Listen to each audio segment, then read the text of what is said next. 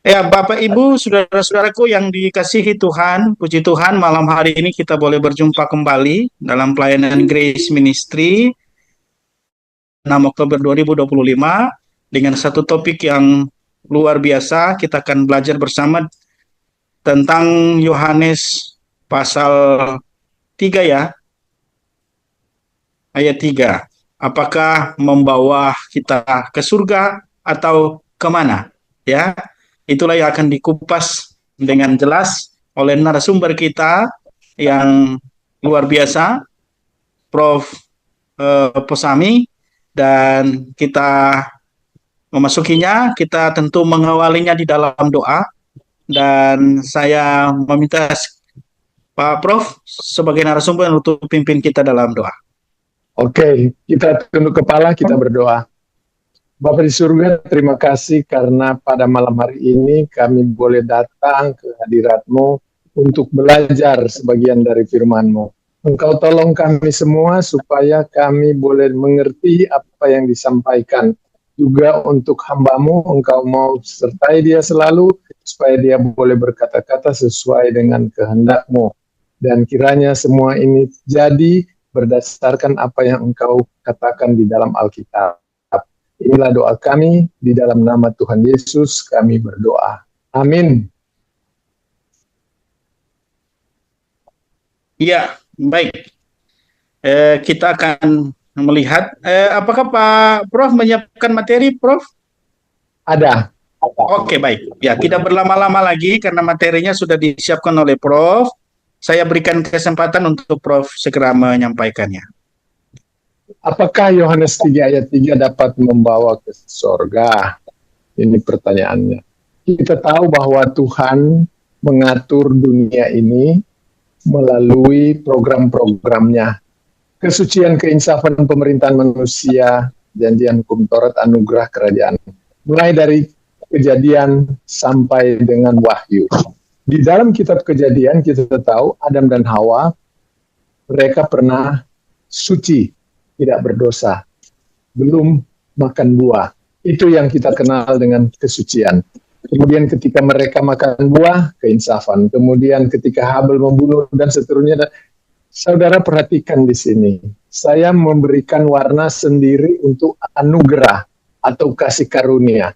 Mengapa? Karena pengharapan dari yang warna hitam ini berbeda dengan pengharapan dari anugerah atau eskatologi. Eskat artinya itu terakhir. Jadi terakhir dari kehidupan kita manusia ini, kita akan masuk pada kekekalan. Rencana Tuhan sebenarnya itu kekekalan sejak dari Adam dan Hawa. Tapi Adam dan Hawa diberikan aturan waktu itu mereka tidak boleh makan buah. Apa yang terjadi? Mereka makan. Jadi dosa mereka kalau mau dihitung memang makan. Tapi jangan saudara pikir cuma dosa makan. Tunggu dulu. Namanya melanggar firman Tuhan, tidak ada besar, tidak ada kecil. Melanggar. Jadi kita tahu mereka melanggar. Dan tiap pengaturannya, di dalam pengaturan ini selalu ada Injil. Apa Injil? Injil yaitu berita sukacita. Kita lihat di sini. Injil yang ada ya. Di dalam Alkitab kita tahu ada Injil Galatia 3 ayat 8, Matius 4 ayat 23, Kisah 20 24, Wahyu 14 ayat 6, Injil Abraham, Injil kerajaan, Injil kasih karunia atau anugerah, dan Injil kekal.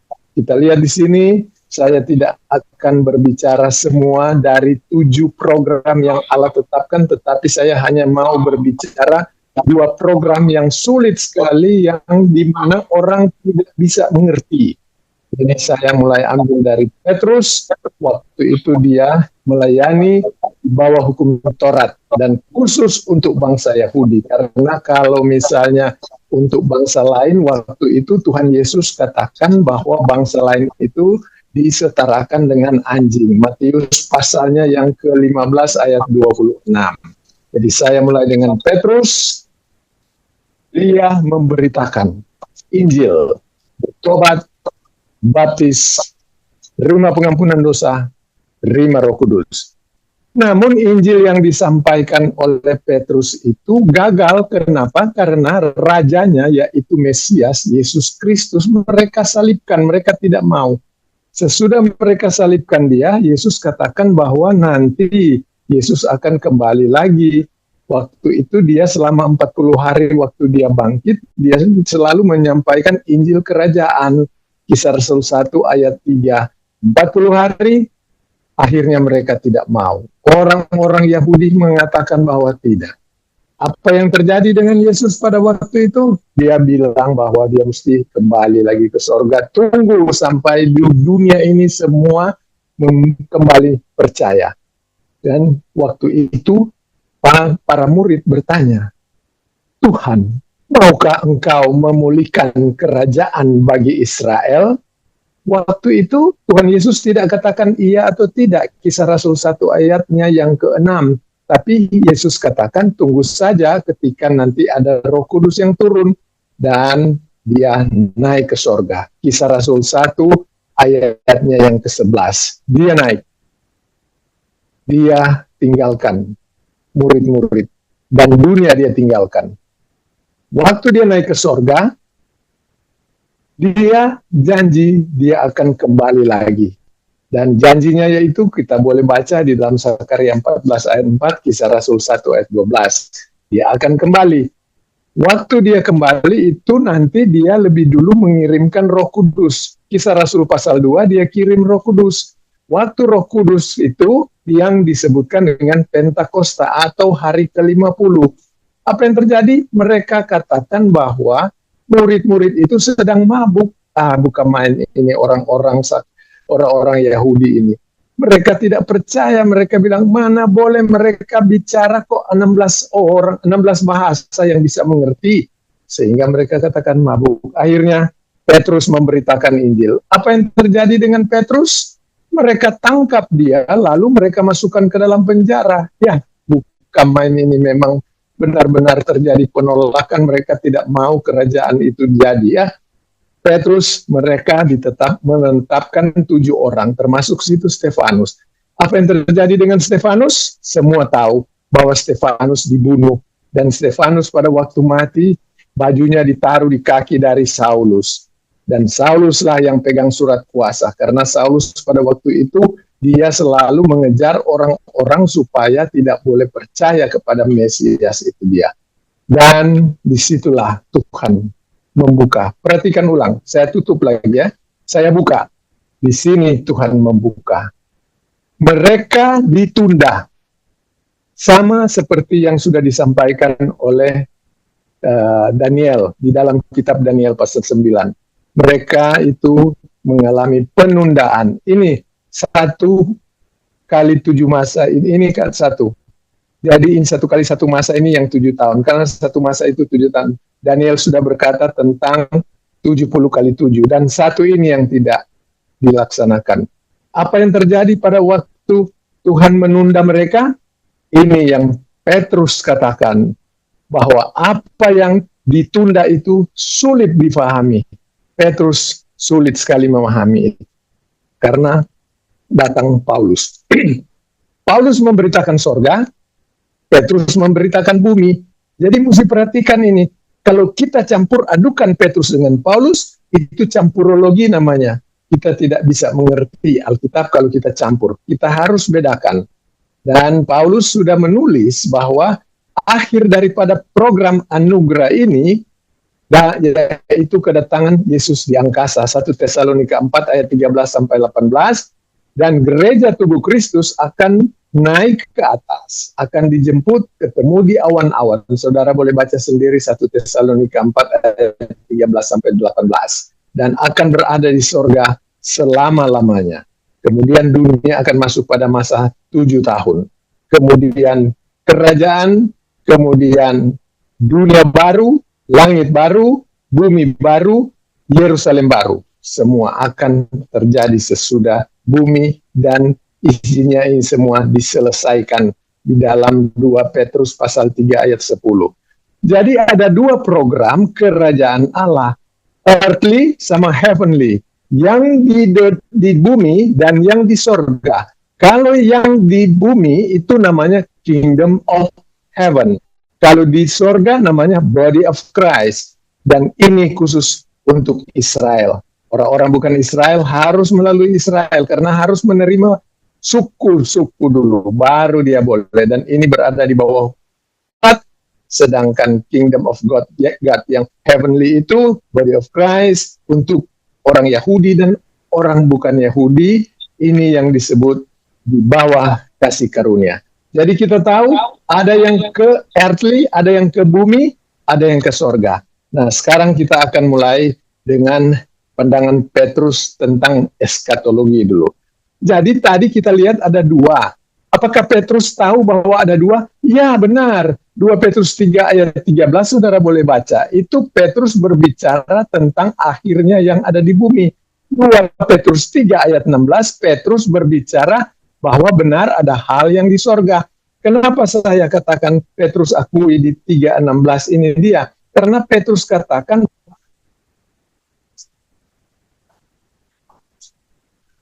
namun 16 katakan itu sulit difahami karena Petrus tidak. Maaf Prof, suaranya kehilang.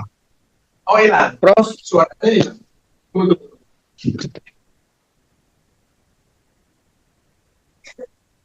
Bagaimana sekarang suaranya? Oke, baik. Lanjut. Oke, baik. Lanjut. Jadi Petrus dia katakan bahwa itu sorga ada, dia tahu karena dia katakan di dalam ayat 16 sulit difahami. Dan Paulus katakan bahwa pengharapan kita adalah di dalam sorga. Jadi Petrus pengharapannya yaitu bumi. Saudara boleh baca sendiri ya.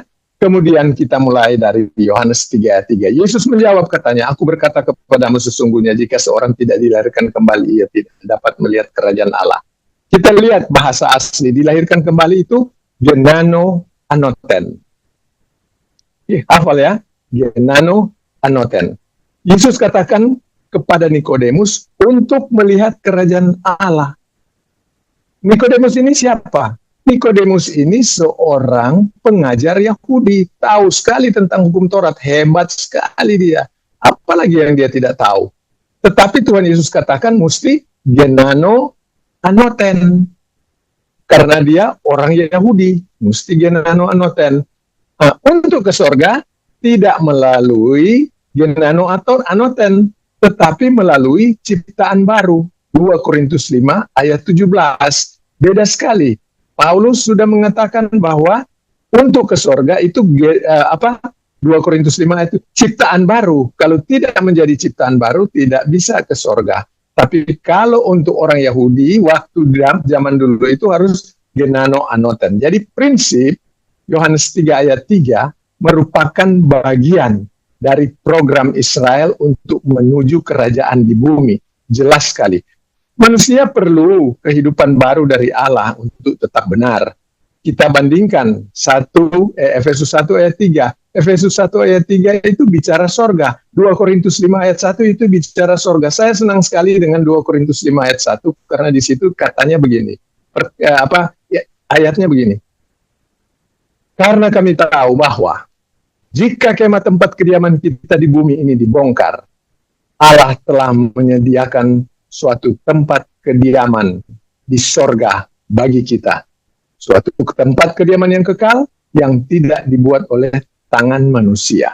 Jadi itu sudah ditetapkan. Tuhan Allah sudah tahu. Makanya saya sering tanya begini. Bapak percaya Tuhan Yesus? Dia katakan, percaya.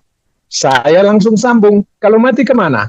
Ketika dia jawab, ya terserah Tuhan. Langsung saya bilang, Bapak masuk neraka. Kenapa? Karena 2 Korintus 5 ayat 1 mengatakan tahu. Jadi kalau tidak tahu, dia bilang terserah Tuhan, artinya neraka. Kan Tuhan sudah tetapkan bahwa kalau kita tinggalkan dunia ini, Tuhan Allah sudah menyediakan tempat di sorga. Namun itu mesti percaya pada Injil yang Paulus sampaikan.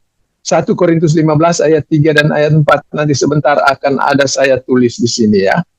Nah, pengaruh sekarang, terjemahan Titus 3 ayat 5. Di dalam bahasa Indonesia, genano anoten tadi dilahirkan kembali. Nah, Pak, ini Titus 3 ayat 5. Pada waktu itu dia telah menyelamatkan kita bukan karena perbuatan baik yang telah kita lakukan. Jadi tidak ada hubungan dengan perbuatan baik. tetapi karena rahmatnya, tetapi karena kebaikannya, oleh permandian kelahiran kembali dan oleh pembaharuan yang dikerjakan oleh Roh Kudus. Di sini yang kita mesti perhatikan, kelahiran kembali di sini bukan pakai genano anoten, tetapi memakai paligenesia. Dan paligenesia itu artinya pembaharuan. Jadi cocok ini kata pembaharuan, kelahiran kembali, pembaharuan, bukan genano anoten. Banyak orang menyamakan bahwa terjemahan Titus 3 ayat 5 itu sama dengan Yohanes 3 ayat 3, padahal jelas sekali beda. Tapi mesti lihat di dalam bahasa asli. Kalau kita pakai bahasa Indonesia sama-sama mengatakan kelahiran kembali.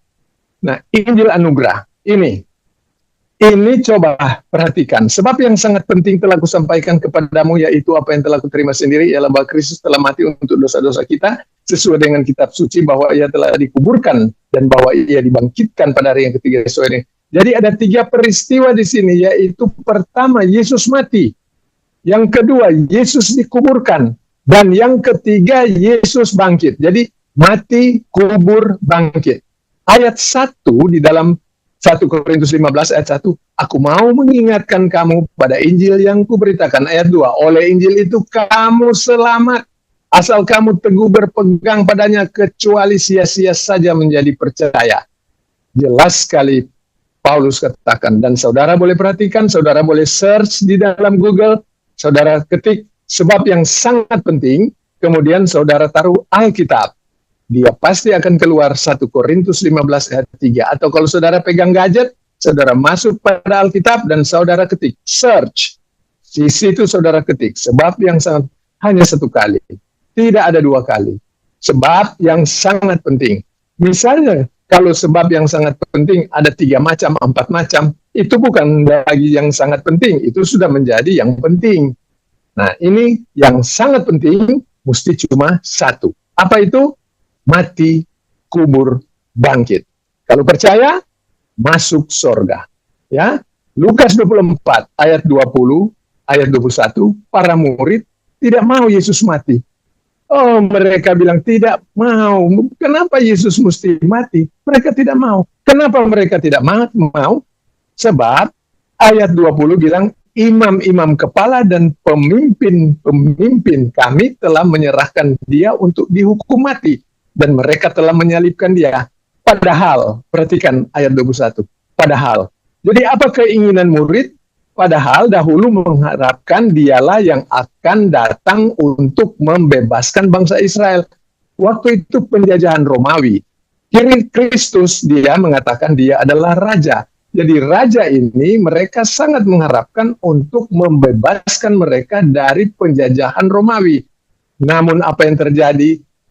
Justru oleh imam-imam kepala, pemimpin agama yang menyerahkan dia dan dihukum mati. Mereka salibkan dia.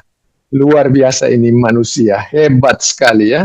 Tuhan Yesus yang datang, yang adalah Tuhan Allah, tapi mereka tidak percaya. Pertanyaan, apakah Petrus tahu? Apakah Petrus percaya tentang kebangkitan? Petrus sama sekali tidak percaya. Murid-murid bagaimana? Mereka juga tidak percaya, sehingga mereka mengatakan bahwa Yesus yang datang ke depan mereka. Waktu mereka sedang berkumpul, mereka, Yesus itu dibilang hantu. Tapi Yesus pada waktu itu katakan, ada makanan? Mereka bilang, ada. Dan diberikanlah pisang goreng. Ikan goreng. Dan diberikanlah ikan goreng. Lukas 24 ayat 42, ikan goreng. Yesus makan. Kalau hantu tidak mungkin makan, ya. Tidak ada daging. Kalau hantu, bagaimana hantu makan pisang goreng? Ikan goreng. Jadi apa yang harus dilakukan? Kita harus melakukan 2 Timotius 2 ayat 15. Belajar, tidak malu, bagi dengan tepat. Jadi ada di dalam 2 Timotius 2 ayat 15, ada 3 hal di situ. Kita harus spodaso, ini bahasa asli. Epaskuntos, bahasa paiskuntos itu sama dengan dalam 2 Timotius 1 ayat 8. 2 Timotius 1 ayat 8, apa yang tidak malu? Beritakan Injil, katakan kepada orang lain bahwa Yesus mati, kubur, bangkit. Kalau percaya, masuk surga. Tidak boleh malu, kita mesti katakan, kita sampaikan, dan bagi dengan tepat.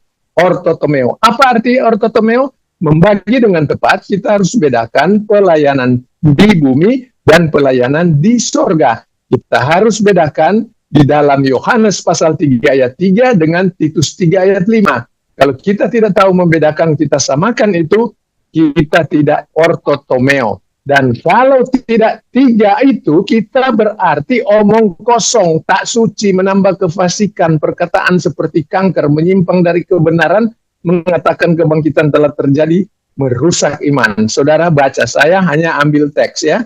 Saya tidak merekayasa, saya tidak karang-karang ini, saya tidak tulis ini saya bikin satu ayat saja, saya tidak bisa bikin satu ayat. Ayat ini ayat ya, 16-18 ini omong kosong, tak suci, menambah kefasikan, perkataan seperti kanker, menyimpang dari kebenaran, mengatakan kebangkitan telah terjadi, merusak iman. Saudara buka sendiri dan saudara. Jadi jangan campur.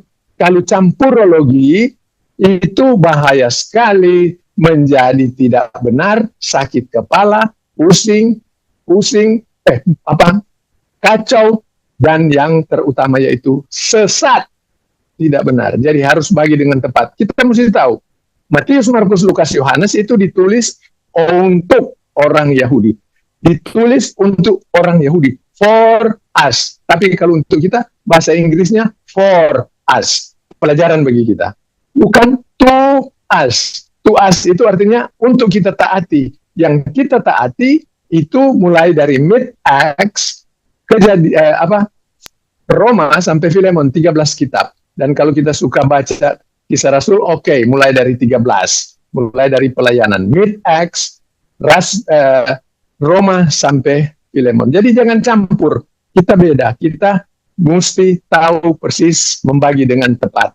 Jadi Alkitab, kalau kita lihat, time pass, ages to come, but now. Ini hanya 5% kita ini dia. Ini eskatologi sorga. Kalau ini time pass dan ages to come, ini eskatologi mereka ada di dalam dunia ini. Time pass, ages to come, ini mulai dari Ibrani, saudara boleh baca. Semua itu bicara soal Yerusalem baru. Kalau ini bicara dunia baru. Dunia baru kita boleh baca itu di dalam Wahyu pasal 21. Dunia baru. Di dalam dunia baru itu nanti ada Yerusalem baru, ayat 13, Yerusalem baru. Nah, kita mesti jangan campur. Contoh, Injil yang disampaikan Petrus beda dengan Injil yang disampaikan Paulus. Kalau di dalam Kisah Rasul 2 ayat 38, lakukan menurut manusia, lakukan apa yang dia katakan dalam Kisah 2 ayat 38, bertobat, baptis, terima pengampunan dosa, dimeteraikan dengan Roh Kudus. Jelas sekali lakukan. Tapi kalau Efesus 1 ayat 13 bilang apa? Baca, buka. Dengar, percaya. Ketika dengar, ketika percaya, langsung meteraikan dengan Roh Kudus. Jadi beda sekali kan? 238, Kisah 2 ayat 38, lakukan, meterai dengan Roh Kudus. Tapi kalau Efesus 1 ayat 13, dengar, percaya, terima. Dan ini kita mesti tahu, 238 ini pada waktu itu, Petrus dia dengar dari manusia. Dia tidak dengar dari Tuhan. Beda dengan Efesus 1 ayat 13. Dia dengar langsung dari Tuhan. Paulus katakan bahwa Injil yang dia sampaikan ini tidak main-main. Ini datang dari Tuhan. Galatia 1 ayat 11 dan 12. Sehingga dia di dalam Galatia 1 ayat 8 dan 9. Kalau ada orang, biar lagi malaikat, jika dia menyampaikan Injil berbeda dengan apa yang sudah telah kusampaikan, terkutuk. Sekali lagi kukatakan ayat 9. Kalau ada orang yang memberitakan Injil berbeda dengan apa yang telah kuberitakan, terkutuklah ia. Apa yang Paulus beritakan? Mati, kubur, bangkit. 1 Korintus 15 ayat 3 dan ayat 4. Dan ini kita harus memperdengarkan selalu kepada orang. Kita mesti selalu ulang-ulang. Setiap kita ketemu dengan orang, kita mesti bilang, kasihan sekali mereka. Neraka soalnya kalau tidak percaya.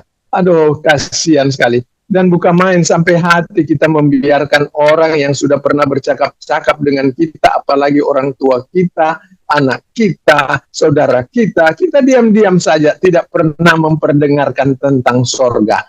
Kenapa saya bilang jangan campur? Berapa baptisan yang Yesus terima? Coba saudara, berapa baptisan yang Yesus terima? Yesus menerima 2 macam baptisan. Yohanes 1 ayat 31, dia terima baptisan untuk diperkenalkan kepada bangsa Israel yang dikerjakan oleh Yohanes Pembaptis. Di dalam Lukas 12 ayat 50, saudara boleh baca, dia menerima baptisan sesuai dengan Roma 6 ayat 3 dan ayat 4. Baptisan, baptismas. Jadi itu dia mau terima, kalau baptisma itu kata benda, baptiso itu kata kerja. Jadi dia mau terima itu kematian. Kematian itu baptisan. Jadi Yesus dibaptis 2 kali. Pertama dibaptis oleh manusia, yang kedua dibaptis secara ilahi. Matinya dia dibaptis. Coba saudara buka sendiri, baca Roma 6 ayat 3 dan ayat 4. Itu baptisan. Nah, baptisan mana yang boleh membawa ke sorga? Baptisan yang boleh membawa ke sorga cuma Roma 6 ayat 3 dan 4. Yohanes 1 ayat 31 atau baptisan yang dikerjakan oleh dulu yang Petrus sampaikan itu ke Yerusalem baru. Tetapi program itu sekarang lagi ditunda. Jadi jangan campur. Yohanes 3 ayat 3 jangan disamakan dengan Titus 3 ayat 5. Firman untuk kerajaan jangan disamakan dengan firman yang untuk ke sorga. Jelas sekali di dalam Matius 6 ayat 10. Datanglah kerajaanmu, jadilah kehendakmu di bumi seperti di sorga. Jelas? Ada 2 tempat, bumi, sorga. Dan orang-orang yang tidak mengerti, mereka bilang, ini adalah doa sempurna. Begitu kata mereka yang tidak mengerti. Jadi eskatologi kerajaan berbeda dengan eskatologi sorga. Akhir kerajaan di bumi, akhir sorga itu di sorga. Iya. Jadi pembaharuan yang terjadi, kita selamat kemudian berbuat baik. Jangan dibalik, berbuat baik, mudah-mudahan selamat. Karena Efesus 2 ayat 8 sampai 10 jelas. Lebih dulu 8 dan 9 kemudian diminta berbuat baik. Karena sudah menerima hadiah, sudah percaya, baru berbuat baik. 2 Timotius 3 ayat 15 sampai 7 sudah terima, baru berbuat baik. 1 Timotius 2 ayat 3 dan 4 saya sering katakan 1 Timotius 2 ayat 3 dan 4 ini 1, 2, 3, 4. Kenapa? Karena supaya gampang kita ingat 1, 2, 3, 4. Apa?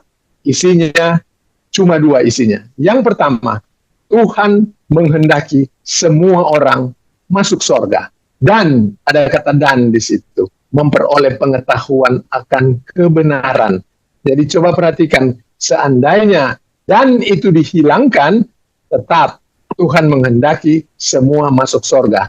Jadi itu masuk sorga itu yang tadi dikatakan oleh Paulus yang sangat penting. Pengetahuan akan kebenaran, malam ini kita memperoleh pengetahuan akan kebenaran karena kita masih hidup. Seandainya kita sudah percaya Yesus kemudian kita mati, sama seperti penjahat itu, kita tetap masuk ke dalam sorga. Itu 3 ayat 8 jelas sekali. Percaya dulu, baru berbuat baik. Sungguh-sungguh berbuat baik. Dan itulah yang baik dan berguna bagi manusia. Tidak dikatakan situ berguna bagi Tuhan. Ada orang yang mau berbuat baik, dia pikir mau berguna bagi Tuhan. Padahal Tuhan katakan itu kebaikan manusia yang kalau tingkatan lebih tinggi itu kesalehan, ada 3 tingkat itu beda dari kebajikan sampai pada kesalehan. Itu Tuhan Allah katakan di dalam Yesaya 64 ayat 6 itu kain kotor. Masa kita manusia mau berikan kain kotor? Dan untuk selamat tidak bisa diberikan dengan kain kotor. Kita mesti berbuat baik itu untuk menerima pahala nanti. Jadi dalam 1 Korintus 1 ayat 18, bodoh sekali kalau orang sampai masuk neraka. Ya, tidak masuk di akal Tuhan. Sebab pemberitaan tentang salib memang adalah kebodohan. Kebodohan ini berasal dari kata aslinya moria. Moria itu absurdity. Kalau diterjemahkan itu tidak masuk di akal Tuhan orang mau masuk neraka. Mengapa? Karena neraka itu Tuhan bikin untuk Lucifer. Tuhan tidak membuat neraka untuk manusia. Dan Tuhan siapkan sorga untuk manusia. Jadi di dalam 1 Korintus 1 ayat 18, pemberitaan tentang salib kebodohan. Jadi bodoh sekali orang masuk neraka. Kenapa bodoh? Itu pertanyaan. Kenapa bodoh? Efesus 2 ayat 8 dan 9 jelas sekali. Kasih karunia, sebab karena kasih karunia kamu diselamatkan oleh iman, itu bukan hasil usaha, tetapi pemberian Allah, itu bukan hasil pekerjaan. Jangan ada orang yang memegahkan diri, jangan sombong. Itu kasih karunia sama dengan hadiah. Coba bayangkan, gift. Saudara, saya berikan handphone pada saudara. Mau, semua mau terima handphone. Yang hadir pada malam hari ini, semua akan mendapatkan handphone. Saudara ada bikin apa? Dan saya mau berikan handphone. Saya cuma suka kasih. Bayangkan hadiah dari Tuhan diselamatkan. Hadiah dari Tuhan yaitu sorga. Dan itu harus diterima. Kalau tidak mau terima ya sudah. Oleh iman. Jadi kita yakin, kita percaya 2025 tahun lalu Tuhan Allah pernah datang di dunia. Dia mati di salib. Dia dikuburkan. Tapi dia bangkit untuk membenarkan saudara dan saya orang berdosa yang percaya. Dan dia kembali ke sorga, dia sediakan tempat di sorga. 2 Korintus 5 ayat 1. Dan dia sudah katakan juga, dia teguhkan, dia pastikan bahwa itu bukan hasil usaha. Jadi kalau bilang hadiah, itu bukan hasil usaha. Ada orang bilang ke saya bahwa, oh enggak mungkin, mana boleh masuk sorga kalau tidak berusaha. Kita harus berusaha, setia sampai akhir. Saudara, tidak ada ayat di dalam Alkitab yang bilang setia sampai akhir. Coba saudara tunjukkan. Saya sudah lihat Alkitab. Tidak ada. Ayat yang ada yaitu mesti setia 10 hari. Kemudian ayat yang ada di Matius yaitu bertahan sampai akhir. Itu ada. Tapi kalau bilang untuk masuk surga harus setia, tidak ada. Tidak ada. Pemberian Allah gratis. Jelas sekali. Kalau Roma 3 ayat 24 itu cuma-cuma. Bukan hasil pekerjaan. Ada orang saya pernah tanya begini. Kalau mati kemana? Dia bilang ke sorga. Kenapa saudara ke sorga? Terus dia bilang, saya pendeta, saya penatua, saya kostor, saya dan lain-lain. Tidak ada hubungan dengan pekerjaan manusia. Dan jangan sombong. Lucifer sombong karena dia diciptakan tidak sama seperti diciptakan untuk manusia yang menurut gambar dan rupa Allah, imago Dei. Manusia ketika jatuh dalam dosa, Tuhan langsung menjelaskan bahwa nanti akan ada penebus di dalam di dalam Kejadian pasal 3 ayat 15. Tapi Lucifer langsung Tuhan bilang akan dibuatkan genia, akan dibuatkan neraka.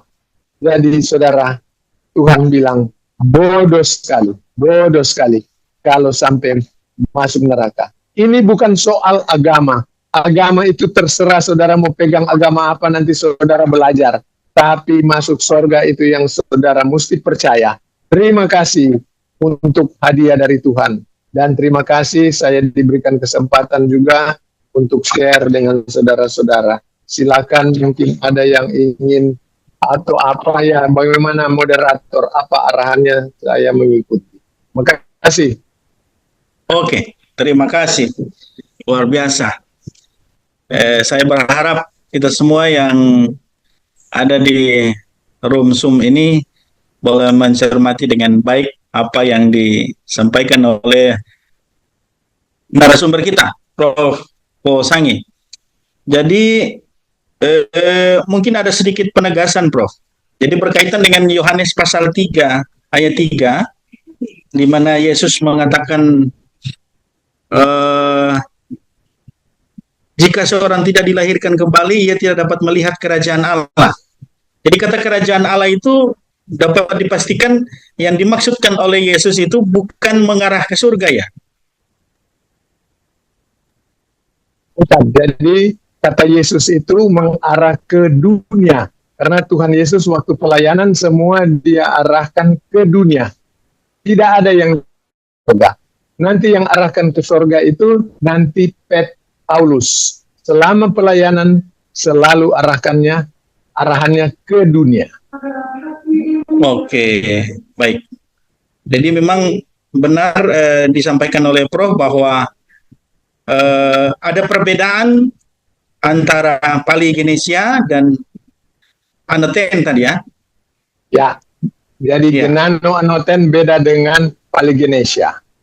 Oke, baik. Ya, ini menarik karena memang malam hari ini mungkin ada banyak di antara kita yang seperti dikatakan oleh Prof tadi masih mencampurologi ya, karena masih mencampur adukan antara Polygenesia dan Gnano Anten. Anoten, Tapi ya, baiknya campurologi baik ya. ya, ya baiknya kita mencoba mendengar eh, warga-warga Sum kita, Prof. Ya, mungkin ada tanggapan atau mungkin ada pemahaman baru yang boleh kita sama-sama sharing.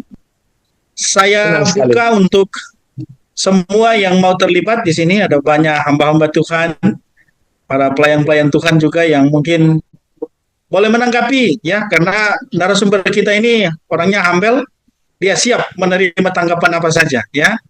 Ya, tidak akan pernah marah ini. Selalu senyum ya, selalu senyum saja. Jadi Bapak Ibu saudara-saudara yang punya pertanyaan yang ingin menanggapi apa yang disampaikan oleh narasumber kita di malam hari ini. Mungkin ada yang berpandangan bahwa oh, saya mungkin kurang sependapat dengan Prof berkaitan dengan kata kerajaan Allah itu adalah surga. Bisa saja, bisa memberikan tanggapan untuk narasumber kita. Ya, dengan dasar argumen yang tidak boleh campur lologi. Kalau campur lologi nanti ditolak oleh narasumber kita ya. Jadi silakan ya Bapak Ibu, saudara-saudaraku, hamba-hamba Tuhan yang ada di room ini yang ingin bertukar pendapat atau menanggapi, menambahkan atau bertanya silakan. Pak Hasri, ini Pak Hasri atau Ibu Hasri ya? Yang sudah aktifkan audionya? Oke. Kalau belum ada, saya lanjut ke Pak James Laihat, saudaraku di Kota Mobagu. Ini sudah aktifkan kamera juga sekaligus. Pasti ada banyak hal yang ingin ditanyakan. Silakan. Iya Pak, terima kasih atas kesempatan. Bisa didengar? Pak, dengar sekali Pak James. Oke. Begini Prof, ada pandangan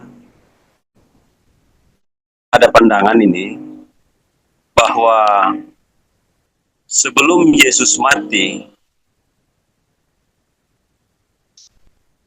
ada pembagian dua kelompok yang mana di luar bangsa Yahudi itu tidak disamakan dengan bangsa-bangsa lain, dalam artian bangsa Yahudi itu lebih utama.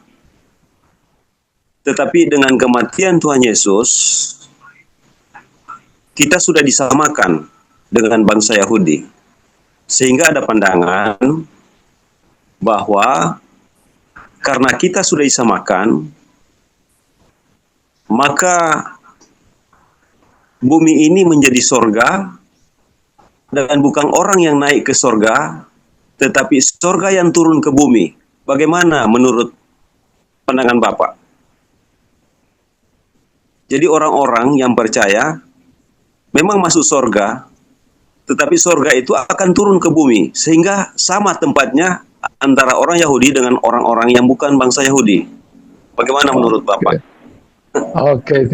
Ada teksnya, saya belum pernah baca begitu, tapi saya hanya mau memberikan teks bahwa sorga itu turun ke bumi itu dibatasi segi 4. Wahyu pasalnya yang ke-21, dan itu disebut Yerusalem baru. Kemudian nama-nama suku siapa, Dan, Naftali, Yehuda, ada 12 suku di dalam itu. Saudara boleh baca di dalam Wahyu pasalnya yang ke-21 ayatnya yang ke-13. Itu jelas sekali bahwa turun dari sorga, ayat 12, dan tembok besar lagi tinggi, gerbang 12 buah, di atas pintu-pintu gerbang itu ada 12 suku, di atasnya tertulis nama ke-12 suku Israel. Jadi kalau dikatakan bahwa Israel sekarang sama dengan orang bukan Israel, itu benar yang disampaikan oleh Paulus. Itu terjadi penundaan untuk program bagi bangsa Israel. Makanya eskatologi yang tadi saya sudah berikan itu ada dua, yang satu di sorga, yang satu di bumi.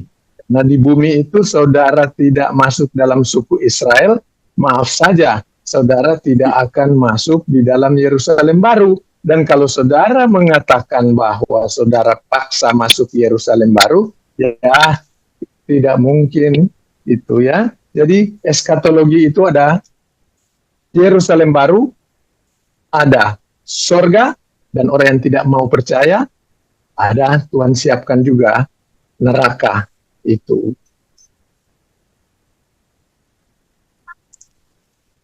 Ya, bagaimana Pak James? Iya, terima kasih.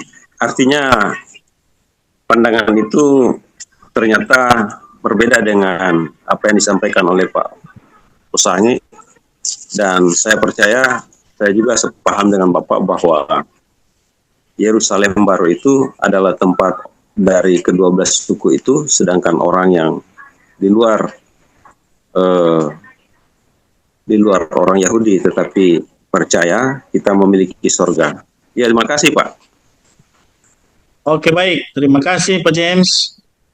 Ya, menarik apa yang dibahas dan disampaikan, tapi nanti kita akan coba ulas setelah kita mendengar pertanyaan dari Bung Yoram Rinaldo, rekan Grace Ministry yang ada di Malaysia. Malaysia apa Singapura ini, Bung Yoram? Oh, aku dari Pak James. Maaf ya, bagaimana cara Allah menunjukkan kasih-Nya pada umat manusia? Udah gitu doang.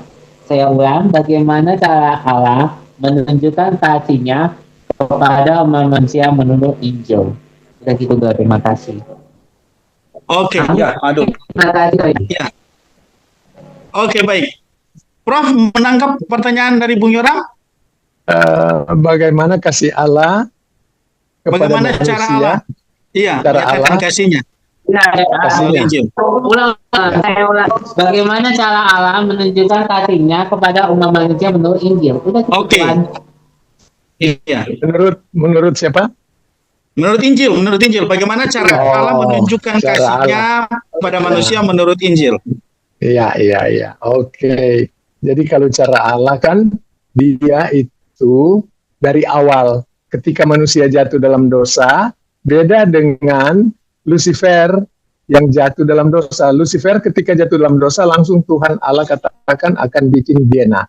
Tapi manusia waktu jatuh dalam dosa, Adam dan Hawa, Tuhan Allah langsung mengatakan di dalam Kejadian 3 ayatnya yang ke-15. Jadi janji penebus. Jadi akan ada penebus. Jadi kalau tanya, bagaimana Allah menunjukkan kasih-Nya? Yaitu Yohanes 3:16 jelas sekali, karena begitu besar kasih Allah akan dunia ini, sehingga Ia telah mengaruniakan anaknya yang tunggal, supaya setiap orang yang percaya. Jadi prinsip di situ percaya. Walaupun kita tahu Yohanes 3:16 tidak akan membawa kita ke sorga, tapi prinsip Yohanes 3:16 soal percaya itu akan kasih Allah. Jadi Allah itu yang dia butuhkan, manusia itu benar. Cuma itu. Bagaimana benar? Dosa mesti dibereskan. Bagaimana cara membereskan dosa? Apakah manusia boleh membereskan dosa melalui perbuatan baik? Manusia tidak dapat membereskan dosa melalui perbuatan baik. Manusia hanya dapat menerima hadiah pembebasan dosa, hadiah penghapusan dosa. Cuma boleh terima hadiah. Kalau terima, masuk surga. Kalau tidak terima, selamat berusaha dan selamat masuk neraka. Itu saja. Jadi kalau kasih Allah, Tuhan Allah datang sendiri untuk ampuni dosa. Makasih Yoram, hebat sekali pertanyaannya. Iya, terima kasih Bung Yoram. Oke, Baik, menarik materi kita di malam hari ini masih seputaran Yohanes pasal 3 ayat 3. Benarkah bahwa untuk ke sorga tidak melalui tindakan Yohanes 3 ayat 3, yaitu proses kelahiran kembali, ataukah itu masih tetap yang sama? Ya, begitu kira-kira ya, dengan materi yang sudah disampaikan tadi. Silakan kita kembali ke laptop untuk topik itu. Adakah tanggapan, adakah sanggahan, masukan, atau tambahan penjelasan untuk hal itu? Ya, narasumber kita malam hari ini Halo. luar biasa. Silakan Pak Melki. Baik, terima kasih atas waktu dan kesempatan. Terima kasih buat Prof. Postagi yang sudah menjelaskan tentang Yohanes pasal 3 ayat 3, di mana kami membahas saat ini kan mengacu dari Alkitab. Tadi Prof sampaikan agama tidak ada yang menyelamatkan. Tapi menurut pemahaman saya lewat Alkitab, hanya di agama iman kekristenanlah yang mengajarkan keselamatan. Kenapa Kristen? Karena pengikut Kristus. Itu yang pertama. Terus yang kedua, terima kasih atas penjelasan yang cukup jelas. Dan intinya, kalau kita semakin banyak pengetahuan tentang kebenaran, alangkah baiknya kita langsung lebih diseimbangkan dengan kita keluar untuk menyampaikan apa yang sudah kita dapatkan, ilmu kebenaran tentang keselamatan ke surga. Nah, banyak orang yang masih kesasar di tengah jalan, di jalan, pinggir jalan, dimanapun mereka yang belum mengenal Injil. Itu saja tanggapan dan tambahan. Tuhan Yesus memberkati. Oke, baik. Ini tambahan, ya. Ini mungkin Prof tidak perlu menanggapi. Tapi kalau Prof mau, silakan Prof. Oke, senang sekali karena Pak Melki boleh ambil bagian. Jadi tadi dikatakan iman keselamatan itu cuma ada di dalam kekristenan. Oke, saya setuju. Tapi kalau kita perhatikan berdasarkan teks 1, 2, 3, 4, jelas sekali 1, 2, 3, 4 bahwa Tuhan Allah menghendaki semua orang masuk surga. Jadi dia belum bicara soal agama. Belum. Nanti dia datang pada kata dan memperoleh pengetahuan akan kebenaran. Baru di situ saya setuju dengan Pak Melki. Mesti di dalam agama Kristen supaya memperoleh pengetahuan akan kebenaran tentang keselamatan. Karena di luar dari agama ini tidak ada yang mengajarkan keselamatan. Mereka mengajarkan keselamatan melalui perbuatan baik. Namun kalau untuk masuk surga tidak ada hubungan sama sekali dengan memperoleh pengetahuan akan kebenaran. Karena Allah menghendaki 1, 2, 3, 4 semua orang masuk surga. Perhatikan kata dan. Setuju. Oke, terima kasih Pak Melki. Baik, terima kasih Prof. Tuhan Yesus memberkati. Haleluya. Oke, baik. Terpujilah Tuhan. Silakan yang lain yang masih rindu berbagi atau mau ikut membedah Yohanes pasal 3 ayat 3 sebagaimana yang sudah disampaikan. Saya coba baca dulu yang ada di chat ini, Prof. Permisi Pak, mau tanya apa perbedaan antara orang yang diselamatkan dan orang yang layak tinggal di Yerusalem baru? Oke. Nah, ini masuk ke poin pembicaraan kita. Silakan, Prof. Oke, jadi kalau masuk Yerusalem baru itu mesti apa? Mesti apa kita? Genano anoten. Kalau tidak genano anoten, tidak masuk. Tapi kalau saudara mau masuk surga, mesti paligenesis. Kalau saudara genano anoten, tidak akan masuk surga. Dan sekarang genano anoten lagi ditunda oleh Tuhan. Yang sekarang Tuhan berikan kesempatan yaitu paligenesis. Itu saja. Jadi kalau orang yang layak tinggal di Yerusalem baru itu syaratnya dia mesti anggota dari salah satu suku. Ada 12 suku mereka. Itu saja. Kalau dia tidak anggota dari satu suku, maaf, tidak ada pintu untuk dia. Karena pintu di situ cuma ada 12. Makanya kalau ada orang yang mati terus ada orang bilang begini, selamat kembali ke Yerusalem baru. Aduh, kasihan sekali ya, kasihan sekali. Mau masuk pintu mana? Jadi kalau tidak masuk pintu Yerusalem baru, mau ke mana? Surga juga tidak mau terima. Gitu. Jadi kalau dia mau suka sekarang ini masuk Yerusalem baru, ya tidak apa-apa. Minta DP suku. Pergi di Israel sana, kong bilang kita minta suku Dan, kita minta suku Ruben. Baru supaya kalau mau Tuhan datang, kong mau injak kaki di bumi, dia bilang, kita suku Ruben. Begitu. Makasih. Iya. Menarik ini, Prof. Ini karena ada banyak pandangan juga yang menafsirkan secara alegoris angka 144.000 di kitab Wahyu. Ya. Ada pandangan yang mengatakan bahwa 144.000 itu adalah keterwakilan dari gereja, sehingga mereka mewakili gereja. Jadi itulah sebabnya kalau gereja saat ini atau orang percaya saat ini itu bisa masuk ke Yerusalem baru karena ada keterwakilannya, Pak Prof.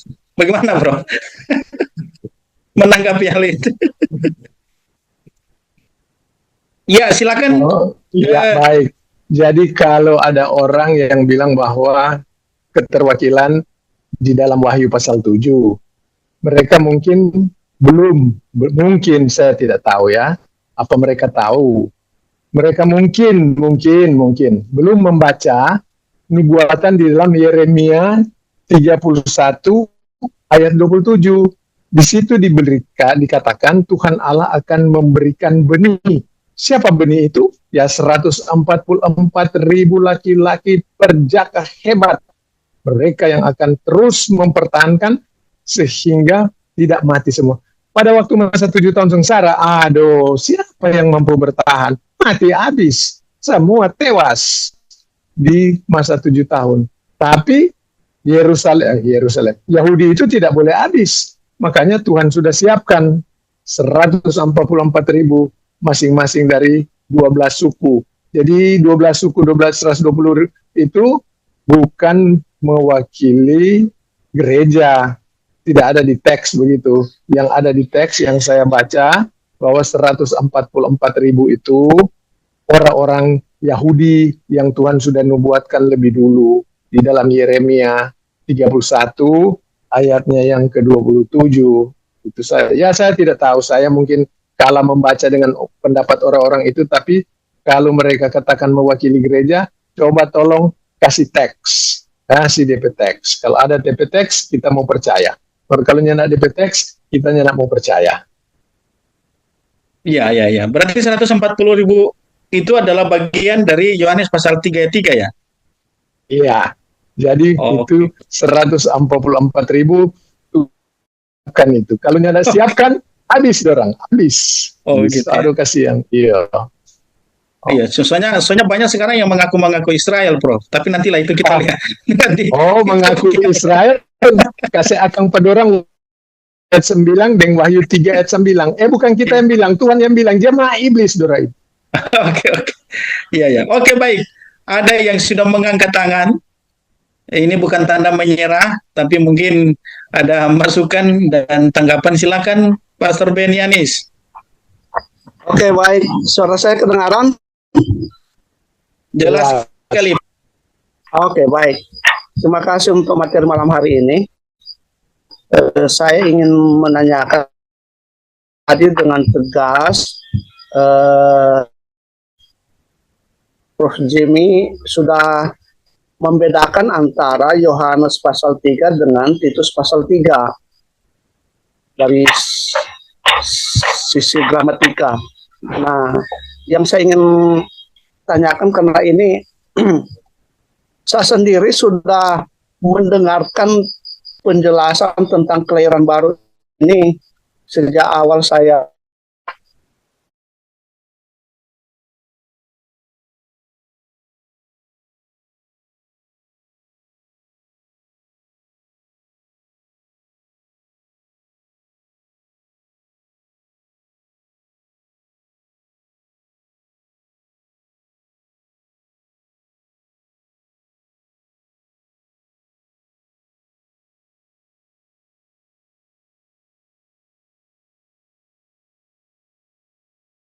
tujukan bagi bangsa Israel, bukan bagi bangsa lain. Nah, saya ingin penegasan di sini, kelahiran kembali sebagai syarat keselamatan bagi bangsa Israel. Kalau kita lihat teks ayatnya yang kelima itu kan melalui baptisan.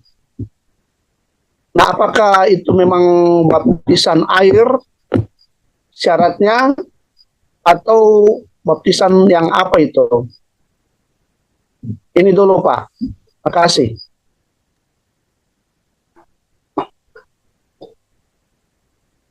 Silakan, Prof. Oke, baik. Jadi dulu saya juga sama, Pak Ben. Saya juga waktu belum mengerti, saya waktu itu masih berusaha dalam arti bahwa cocokologi waktu itu.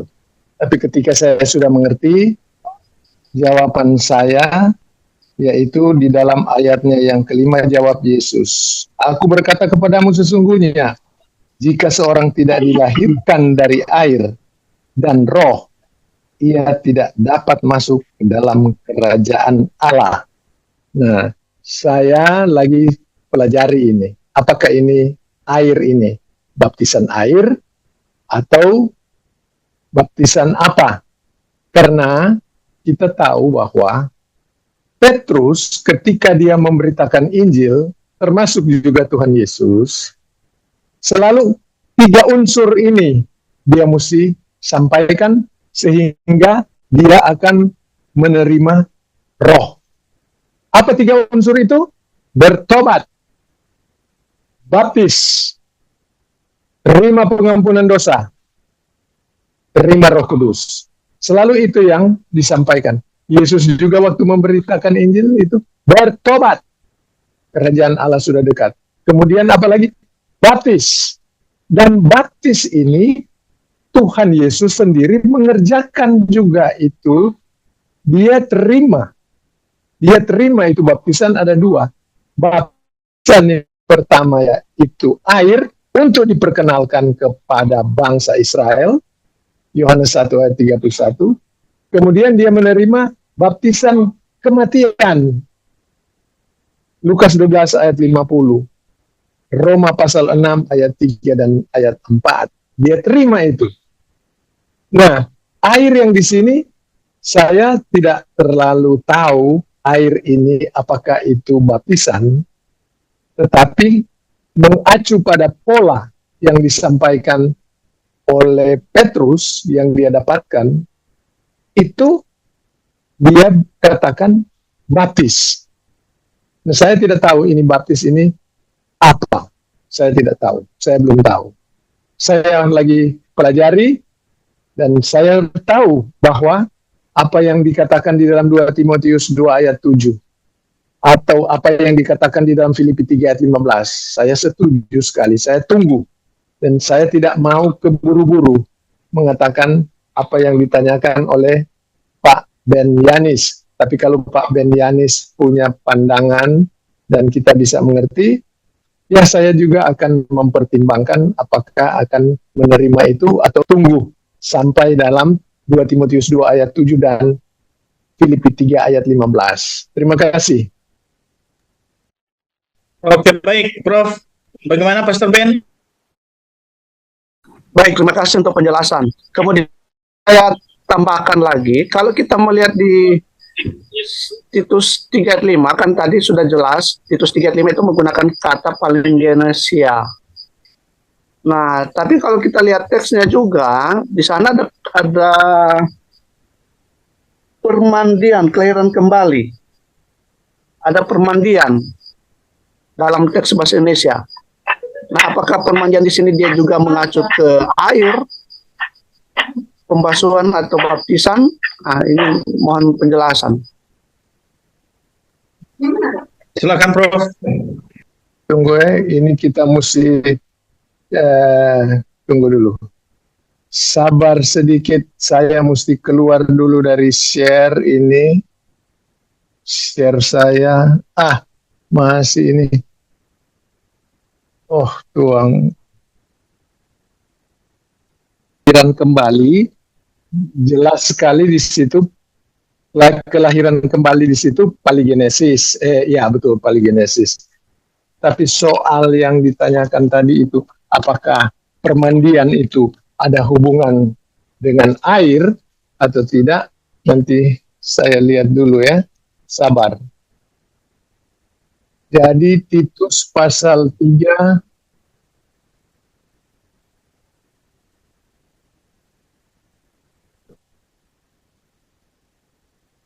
Titus pasal 3 ayatnya yang ke-5.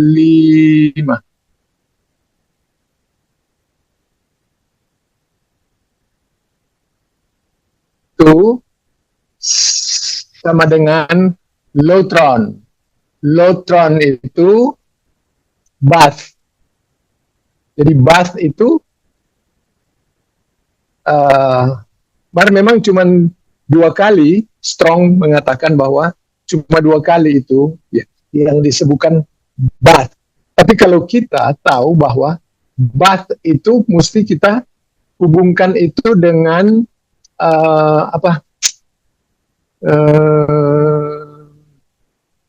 Roma pasal 6 ayatnya yang ketiga dan ayat yang keempat. Itu tapi kalau pandangan dari Pak Ben misalnya itu bath itu air itu baptisan basah, nanti dia jadi bertabrakan dengan oleh satu roh. 1 Korintus 12 ayat 13 toh, kita dibaptis ke dalam kematian itu. Oleh satu roh kita dibaptis. Itu ya. Karena baptisan yang kita larang ini satu macam baptisan di dalam Efesus 5 itu baptisan dalam kematian Kristus. Tidak ada hubungan dengan air. Itu saja yang saya bisa sampaikan. Makasih Pak Ben. Baik, makasih. Cukup dari saya. Oke, baik. Ya, memang cukup menarik karena bagian berkaitan dengan kata air itu memang pada umumnya penafsir-penafsir menggambarkan itu sebagai baptisan ya. Ya, baptisan. Jadi baptisan basah gitu ya. Bukan baptisan kering.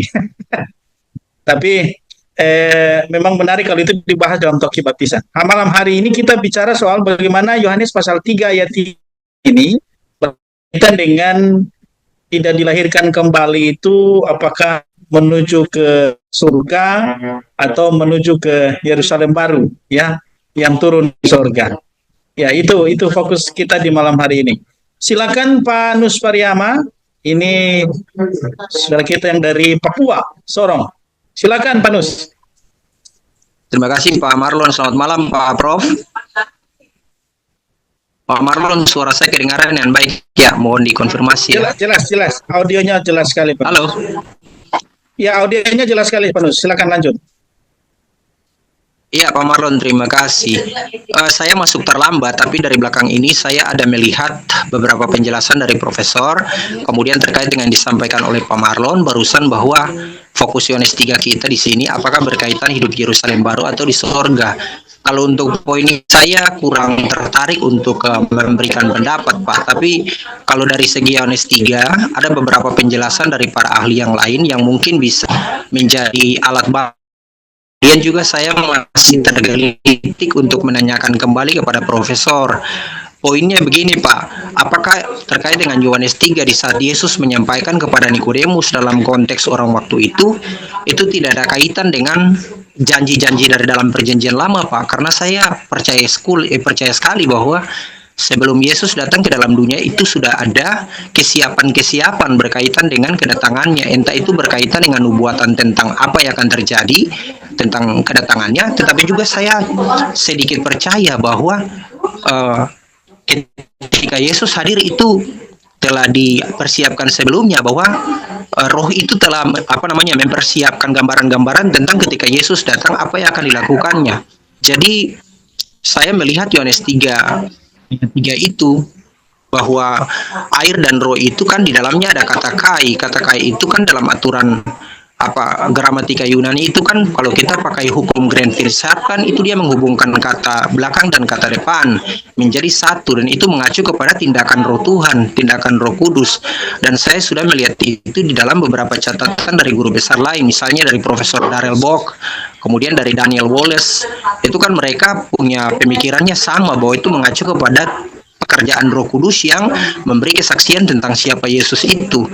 Bahwa saya lebih melihat bahwa ketika Yesus mengatakan jika seorang tidak dilahirkan dari air dan roh, itu mengacu kepada satu konsep bahwa roh itu memberi kesaksian bahwa siapa Yesus. Jika Anda beriman kepada Yesus, otomatis Anda akan mati di dalam kedagingan dan dosa itu dan dibangkitkan kembali dalam pekerjaan roh itu, bahwa iman itu adalah menjadi standar bagi kehidupan baru itu. Lalu kalau misalnya tadi Pak Marlon tanyakan tentang masuk surga atau Yerusalem baru, saya tidak tertarik untuk melihat itu. Tapi kalau saya pendapat pribadi saya bahwa ketika orang percaya itu, ketika dia akan ada dalam sebuah kematian, dia akan pergi berdiam dengan Tuhan dimanapun Tuhan berada. Sesuai dengan 1 Timotius 6 kan, 1 Timotius 1 Tesalonika 4 ayat 16-17, bahwa dia akan berdiam dengan Tuhan. Dan menurut pendapat saya dia akan bersama dengan Tuhan di sorga. Nanti kalau persoalan perdebatan tentang eskatologi, tentang siapakah yang akan masuk Yerusalem baru, siapakah akan masuk sorga, saya berpendapat juga bahwa kata Yerusalem baru itu sendiri dalam rentetan perjanjian baru, ada banyak orang yang tidak sependapat bahwa itu berkaitan juga dengan konsep Israel. Walaupun ini masih tataran pendapat yang masih bisa diperdebatkan kembali, tapi saya melihat bahwa ketika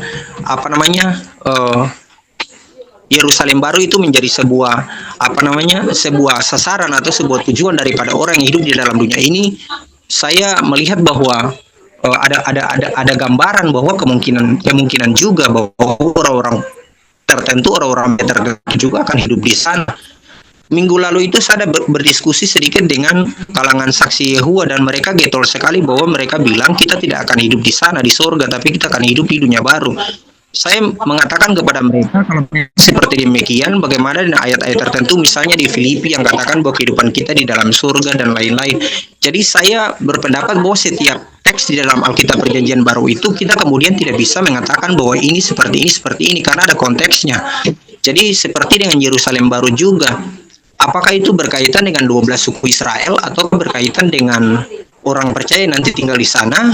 Saya melihat bahwa harus dilihat dari segi konteksnya, Pak. Itu menjadi saran saya dan kemudian menjadi pendapat saya. Kemudian yang kedua yang saya perlu tanyakan juga, saya minta penjelasan Profesor, apakah yang dimaksud dengan perkataan Yesus dalam tulisan-tulisan Injil tentang kerajaan Allah sudah dekat begitu? Karena kalau kita baca dari rentetan perjanjian kitab-kitab Injil itu dari awal sampai akhir, tidak terlihat jelas bahwa kedatangan kerajaan Allah itu dalam pengertian seperti apa. Karena setiap kali Yesus mengajar, Yesus selalu bilang kerajaan itu sudah dekat, kerajaan itu sudah dekat. Pertanyaannya kerajaannya seperti apa begitu, Prof? Itu yang saya perlu tanyakan. Mungkin ada pendapat dari Profesor atau dari literatur lain yang pernah Prof baca, mungkin bisa dibagikan ke kita. Kemudian yang ketiga, saya mau tanyakan juga tentang 144.000 itu. Apakah itu literal atau non literal, Pak? Karena berkaitan dengan hakikat Tuhan. Tuhan itu kan tidak punya tangan, tidak punya kaki, punya mata dan lain-lain. Karena itu kan dia tidak memiliki form, tidak memiliki bentuk. Kalau misalnya Tuhan seperti yang kita gambarkan seperti sosok manusia, otomatis 144.000 itu dalam kesimpulan kita bisa saja itu berkaitan dengan orang begitu. Cuma maksudnya kalau misalnya itu ada pada posisi eksistensi di balik waktu, apakah itu pertanyaannya, apakah itu adalah manusia atau itu hanya gambaran? Karena ini berkaitan dengan kitab Wahyu juga. Jadi saya minta penjelasan dari Prof untuk 2 poin penting tadi, Pak. Dan mungkin kalau bisa ditambahkan untuk poin pertama, kalau ada pendapat dari Prof, saya Minta tolong tambahan lagi, Pak. Itu Pak Marlon, terima kasih. Prof, terima kasih. Oke, baik. Jadi pertanyaan yang memang sudah cukup panjang ya. Kalau untuk poin yang terakhir tadi sempat dijawab oleh Prof sebenarnya. Mungkin Pak Nus terlambat masuk sehingga tidak sempat mendengar jawaban terkaitan dengan 144.000. Tapi tidak apa-apa kalau Prof nanti mengulang kembali untuk yang jawaban 144.000 tadi yang terlewatkan di Pak Nus. Oke. Silakan. Oke. Dari penjelasan-penjelasan yang sudah disampaikan oleh Pak Nus, saya muncul pertanyaan. Pak Nus percaya Tuhan Yesus?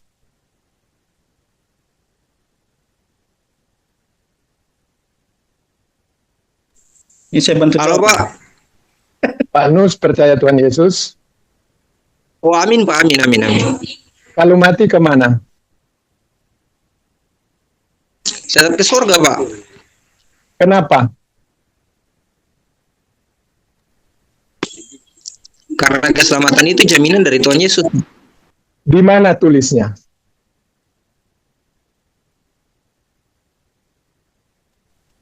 Yohanes 10 ayat 28-29 Pak. Itu masuk di dalam kerajaan. Kalau saudara mau masuk surga, Paulus katakan di dalam Galatia 1 ayat 8 dan ayat 9, biar lagi malaikat, kalau beda dengan yang dia sampaikan, terkutuk. Itu yang dia katakan. Jadi kalau tadi Pak Nus sampaikan di dalam kitab Yohanes, terkutuk. Itu persoalannya. Bukan saya yang bilang itu teks Alkitab. Tapi kalau Bapak mengatakan sesuatu Injil yang disampaikan oleh Paulus, itu baru saya setuju, Bapak sudah percaya Tuhan Yesus. Gitu. Karena Paulus bilang, dengar. Percaya. Langsung meterai. Jadi kalau Bapak belum dengar, belum percaya, tidak bisa Bapak menerima Roh Kudus, tidak bisa. Roh Kudus itu bukan sama seperti kalau mau masuk Yerusalem baru bertobat. Baptis. Pengampunan dosa. Meterai dengan Roh Kudus. Itu beda dengan yang Paulus bilang, dengar. Percaya. Meterai dengan Roh Kudus. Dengar apa? Itu yang saya mau tanya ke Bapak. Bapak dengar apa?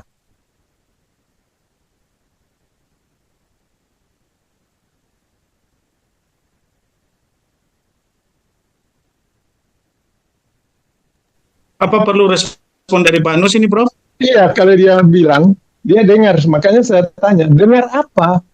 Pak Nus masuk surga, Bapak dengar apa? Apa yang Bapak dengar sehingga Bapak masuk surga? Oh, ini jawaban yang gampang untuk Pak Nus ini. Silakan Pak Nus. Iya Pak Prof, dengar Injil Pak. Mana Injilnya di mana? Silakan Prof. Injil keselamatannya di mana? Di mana di teks itu? Ya tetap Injil anugerah Pak, di dalam 1 Korintus 15 kan kebangkitan dan kematian Yesus. Makanya kematian, penguburan dan kebangkitan. Di luar itu untuk bangsa Israel, dia akan masuk Yerusalem baru. Kalau kita yang Paulus katakan itu, kita akan masuk di dalam surga. 1 Tesalonika 4 ayat 13 sampai dengan 18. Itu jelas sekali. Paulus itu rasul untuk orang bukan Yahudi, dan rasul Paulus itu nanti ditentukan sesudah Yesus dia menjadi Tuhan Allah, dia kembali ke sorga. Waktu dia di bumi dia katakan bahwa orang yang bukan Yahudi itu anjing, dan dia juga katakan di dalam Wahyu 2 ayat 9, kalau bukan orang Yahudi mengaku orang Yahudi, jemaah iblis. Wahyu 3 ayat 9 ulang lagi dia bilang jemaah iblis. Itu saja yang saya pegang teks, saya tidak pegang pendapat. Oke, makasih. Oke, baik Prof. Bagaimana Pak Nus? Iya baik Prof, terima kasih. Suara Pak Nus hilang. Pak, konteksnya bertujuan ke bangsa Yahudi, pertanyaannya Yohanes itu kan ditulis tahun 90-an Pak. Apakah itu berkaitan dengan Yahudi semua, Pak? Karena itu di sana di daerah Efesus itu kan di sana kan itu Alkitab, itu Alkitab, itu bedakan kata for us dan to us. Bapak tahu bahasa Inggris nggak? For us yang mana, to us yang mana? 2 Timotius 3:16 apa maksudnya? Di 2 Timotius 3:16 maksudnya for us. Kemudian dari dalam mungkin Roma termakan sampai dengan saksi Yehova ini. Iya, sudah dia saksi Yehova. Iya, Pak, ini hanya kita berdiskusi, Pak. Saya tidak bermaksud Iya, untuk sudah. secara akademisi kan. Tapi saya menjelaskan juga, berdiskusi. Karena saya pegang teks, bapaknya tidak kasih teks. Dan bapak teks, aduh salah sekali itu teks. Oke, 1 Korintus 15 ayat 1-4 saya setuju. Itu.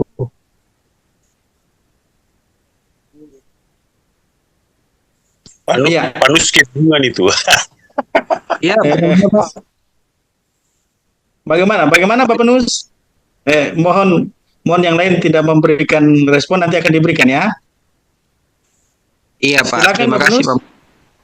Iya, Pak Prof. Saya sekali lagi saya sampaikan, saya tidak bermaksud untuk memperdebatkan atau merunyam situasi, Pak. Cuma kan ini adalah pendapat-pendapat, Pak. Lalu kemudian Betul, iya. betul. Iya. Terima kasih. Jadi saya terima pendapat Pak Nus. Oke, bagus sekali pendapatnya. Tidak apa-apa. Oke. Terima kasih Pak Marlon. Pak Nus sudah memberikan pendapat. Oke. Oke, iya. Baik, iya. Termasuk pendapat-pendapat yang sudah disampaikan Pak Nus tadi, itu juga boleh menjadi bagus, masukan buat kita semua. Oke, iya. Jadi yang mendengar, tadi silakan. Iya. Di room chat ada pertanyaan dari Pak Yanes Sapulete. Apakah hanya Israel yang hidup kekal di bumi dan langit baru, Prof? Silakan, Iya, Prof. jadi ini kalau di dalam kitab Wahyu ada orang yang bingung dengan kitab Wahyu, mereka katakan bahwa kitab Wahyu itu simbolik begitu. Tapi itu bukan simbolik, itu memang letterlah, itu memang betul-betul akan terjadi. Jadi kalau di teks ada dikatakan bahwa kota Yerusalem baru itu segi 4, ya dia segi 4. Terserah kalau yang mau bilang bahwa kota Yerusalem segi 8, siapa mau pusing, tapi itu saya cuma berdasarkan teks. Kalau Yerusalem baru dia bilang 12 suku, ya saya cuma 12 suku saja. Terserah kalau saudara mau tambah dengan suku Minahasa, boleh silakan. Itu kan pendapat. Tapi saya cuma pakai teks saja. Itu. Terima kasih Pak Marlon. Oke, baik. Terima kasih. Jadi kita kembali lagi ke topik kita, Yohanes pasal 3 ayat 3. Benarkah Yohanes pasal 3 kata kerajaan itu mengarahkan kita untuk ke surga ataukah di luar surga, ya, atau Yerusalem baru atau langit bumi baru, ya, itulah atau neraka. Atau malah nggak mungkin ya, Yohanes pasal 3 ayat 3 mengarahkan ke neraka, ini bahaya ini. Oke, baik. Ini saya lihat tadi Pak Pendeta Dani Weku sudah aktifkan video dan sudah raise hand ulang-ulang ini Pak Prof. Berarti ini memang sudah sangat perlu ini. Urgen. Saya berikan kesempatan Pak Pendeta, di unmute dulu.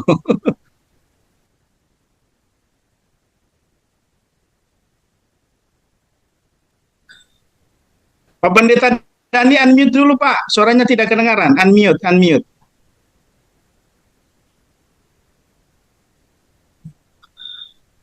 Halo, tangkap ini? Ya, terdengar sekali Pendeta. Silakan. Iya. Terima kasih, kita belum Pak, saya mau jawab dulu ini. Nah, terima kasih. Saya boleh menjawab dari umur ini. Nah, jadi saya baru pulang, maka saya terlambat. Ya, ada acara ibadah di 2 ibadah saya ikuti di Singapura. Jadi saya terlambat. Padahal saya mau ikut ya di acara ini. Tapi saya mengikuti ekornya. Saya mulai dengan, benarkah kita konsisten dengan Alkitab?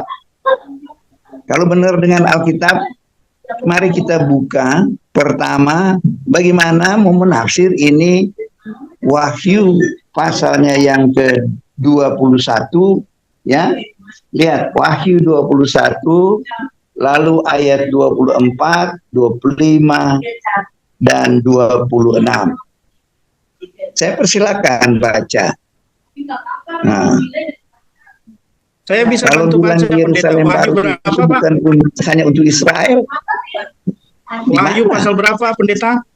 Wahyu 21 ayat 24 sampai 26.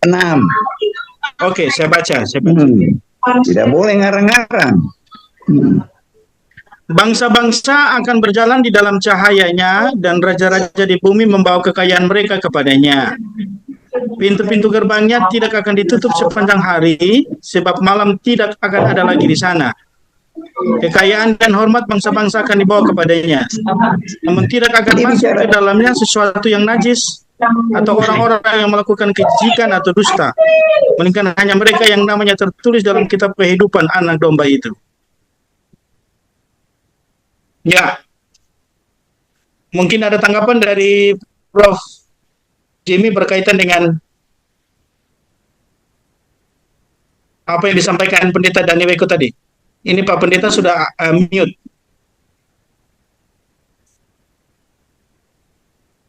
Silakan Pak Prof. Oke, jadi maksud dari Pak Denny bagaimana? Bahwa ada macam-macam bangsa yang masuk, bukan cuma, bukan hanya Israel. Bukan hanya Israel. Oke, saya setuju saja. No Pendeta problem. Denny masih bicara itu, tapi mic-nya.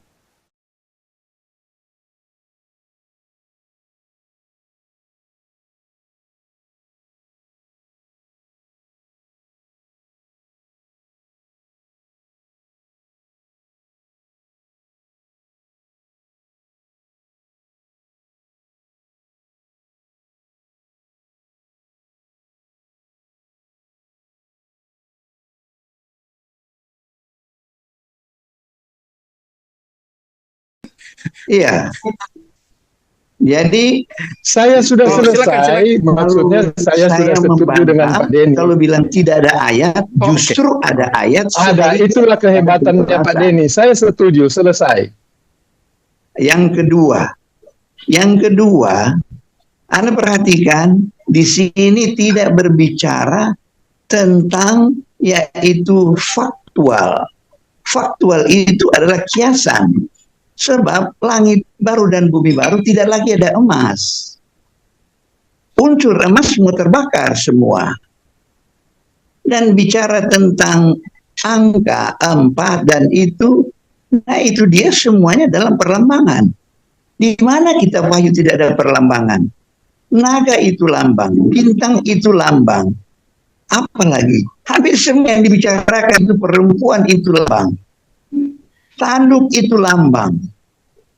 Hampir semua lambang. Lalu kalau kita katakan bahwa itu tidak lambang, terlalu jauh daripada faktual itu. Nah, jadi kita harus melihat dan membuka hal ini. Lalu umpamanya sekarang kita ke baptisan. Tidak ada baptisan air di dalam Yohanes 3. Tidak ada mengandung air baptisan air di dalam Yohanes 3. Yohanes 3 itu berbicara tentang, Anda perhatikan, lahir dari air akan tetap air, lahir dari roh baru darah roh. Itu harus perhatikan ayat 6. Ayat 6 menunjukkan bahwa manusia mengalami kelahiran pertama dari air, kelahiran kedua itu baru dari roh. Jadi dia tidak berbicara tentang baptisan air. Karena baptisan tidak akan menyelamatkan orang. Dan baptisan tidak membuat manusia baru. Yang membuat manusia baru iman kepada Kristus dan kemudian pekerjaan daripada Roh Kudus yang dilahirkan oleh Roh Kudus itu. Proses dan mekanisme kelahiran yang dimaksud dalam kelahiran baru itu bukan berbicara air, tidak ada sangkut paut dengan air. Lihat Yohanes 1 ayat 12 dan 13. Tolong baca dulu ini juga. Ini jelas Yohanes bilang, apa itu lahir baru? Bagaimana lahir baru? Supaya Nikodemus lahir baru. Orang-orang itu lahir baru. Boleh perhatikan, tolong baca lagi ayat 1, 2 ayat ini. Yohanes berapa pendeta? 1, ayat 12 dan 13. Kebetulan kami PA kan di sini. Yohanes 1 ayat. Alamat di sini. Yohanes 1 ayat 12 dan 13. Bentar ya, saya baca. Namun semua orang yang menerimanya diberinya hak supaya menjadi anak-anak Allah, yaitu mereka yang percaya dalam namanya. Mereka Yaitu? dilahirkan bukan dari darah atau dari hasrat manusia, bukan pula oleh hasrat laki-laki, melainkan dari Allah. Ya, lahir baru itu adalah lahir kalau mereka menerima Yesus. Mereka dilahirkan dari Allah. Nikodemus sudah banyak mendengar tentang bagaimana ada manusia baru yang akan diberikan hukum baru, baik di Yeskiel maupun di Yeremia.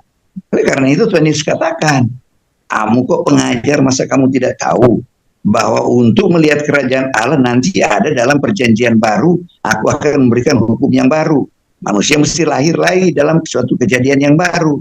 Maka itu engkau mesti jadi lahir baru. Nah, dia tidak mengerti itu.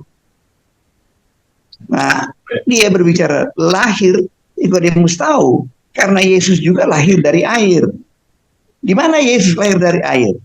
Buka 1 Yohanes 5, ayat 6 sampai ayat 8, 7 khususnya, 6 dan 7. Yesus dilahirkan dari air dan dilahirkan dari roh. Air itulah dia itu adalah bertubuh dan dia beroh. Jelas di situ. Jadi dia tidak berbicara air itu HO2, tapi dia berbicara air yang adalah proses kelahiran pertama. Maka itu ayat 7 dalam Injil Yohanes 3 ayatnya yang ke-6, apa yang dilahirkan dari daging tetap daging, tidak akan masuk kerajaan sorga. Apa yang dilahirkan dari roh, itu yang akan masuk ke dalam kerajaan sorga. Maka kamu harus dilahirkan kembali. Itu maksud Tuhan Yesus. Mengapa kita mesti pelintir ke sana kemari?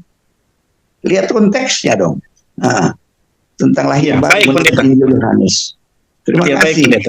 Iya, baik. Saya akan kembali lagi. Ya, nanti saya makan dulu. Nah, ini saya jadi pendeta baik. Jadi dari tadi memang kita tidak sedang membawa bahwa Yohanes pasal 3 ayat 3 adalah baptisan air. Kita tidak mengarahkan bahwa Yohanes pasal 3 ayat 3 adalah baptisan air. Bicara, bukan DP topik kok. Jadi saya setuju saja. Topiknya lain. Oke, baik, Prof. Baik, dia sampaikan. Oke, baik. Iya, sebentar. Jadi saya luruskan sedikit Pak Pendeta Dhani bahwa kita tidak sedang mengarahkan Yohanes pasal 3 ayat 3 itu ke baptisan air. Jadi tadi sempat disinggung pandangan bahwa Yohanes pasal 3 sampai dengan ke 5 dan 6 itu adalah berkaitan dengan baptisan air, itu pandangan orang. Tapi juga kan ada juga pandangan yang mengatakan bahwa air itu adalah baptisan adalah kelahiran secara jasmani. Maksudnya lahir dalam proses manusia gitu secara jasmani. Jadi kelahiran jasmani. Tapi itu kan pandangan-pandangan, kita tidak sedang membahas hal itu. Oke, baik Pak Pendeta Dhani. Oke. Nanti saya ikut lagi ya. Iya, oke, baik Pendeta. Saya buka kembali lagi. Silakan. Sebentar. Iya, oke, baik. Pak Marlon. Silakan Pastor Wilmar. Mohon konfirmasi Pak Pendeta Dhani, Wahyu 21 tadi kenapa cuma sampai ayat 26 tapi ayat 27 tidak dimasukkan tadi. Nah, karena kalau lihat di Yesaya 52 ayat 1, Pak Wilmar, mohon maaf Pak, mohon maaf Pak Wilmar, ini narasumber kita ini kan Prof Pesangin. Nanti kalau berkaitan dengan Pak Dhani, saya kasih waktu yang lain. Oh iya. Saya kasih waktu yang lain. Oke, baik. Nanti kita akan carikan waktu yang lain. Sebentar nanti itu. Pak Prof tanya dulu ya. Ya, oke, siap. Mau izin sebentar. Nanti saya dengar lagi. Oke, iya. Saya Pak Pendeta Dhani tadi saya bilang mau makan juga tuh Pak Wilmar. Sabar dulu ya. Ini saya cuma bertamu di sini. Oke, baik. Ayat 27 saja tadi sebenarnya Pak Dhani saja Pak Pendeta. Oke, siap. Saya dibacakan saja sampai ke ayat 27 itu maksudnya saja. Karena di Yesaya 52 ayat 1 yang najis tidak boleh masuk ke dalam Yerusalem baru itu. Iya, sudah. Ada saya sudah sempat baca di ayat 27 juga tadi Pak Wilmar. Oke, baik. Iya. Oke, baik. Silakan. Kita kembali ke topik. Jadi berkaitan dengan apa yang disampaikan oleh Pak Yanis Sapulete tadi, itu sudah dijawab oleh Prof tadi ya. Nah, itu boleh ada tanggapan dari... Iya Pak, saya tanggapi sedikit. Terima kasih atas kesempatan. Jadi kalau saya ikut penjelasan Pak Prof Jimmy, seolah-olah bumi baru dan langit baru itu hanya berisikan Yerusalem baru doang gitu, yang dihuni oleh orang-orang Israel 12 suku. Sedangkan di dalam fakta yang seperti disampaikan oleh Pak Pendeta tadi juga, Pendeta Weku, bahwa ternyata di dalam Wahyu 21 itu, bahwa di bumi baru itu tidak semuanya harus orang Yahudi, orang Israel, 12 suku Israel. Karena di dalam Wahyu itu, kota yang kudus itu atau Yerusalem baru itu turun dari sorga dan menetap atau berada di atas bumi baru dan langit baru gitu. Berarti itu kota ada di bumi baru dan langit baru. Bukan seluruhnya itu adalah Yerusalem baru. Yerusalem baru ada di bumi baru dan langit baru. Nah, di dalam bumi baru itu juga ternyata ada di Wahyu 21 ayat 20 berapa tadi itu? Wahyu 21 ayat 1. Wahyu 21 ayat 1. Jadi di situ ada dua tempat. Yerusalem baru ada, bumi baru. Saya tidak mengatakan bahwa tidak ada bumi baru. Jadi Pak Yohanes jangan mengatakan bahwa saya mengatakan cuma Yerusalem baru. Saya kok tidak lagi ngomong itu.